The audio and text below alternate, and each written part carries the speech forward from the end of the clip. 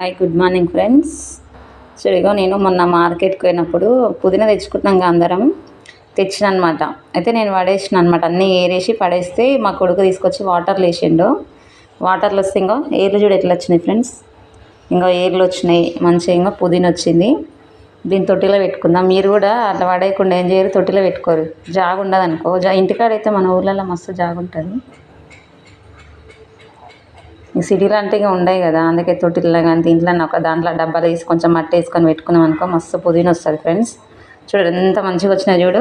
నేను పడేసినాయి తీసుకొచ్చి నా కొడుకు వాటర్లో వేసిండు. ఎంత మంచిగా ఏర్లు వచ్చినాయి, ఇంకో ఆకులు వచ్చినాయి. ఇంకో ఈడ కూడా పెట్టిన చూడు. ఇంకో ఈడ కూడా ఎంత బాగా వచ్చింది.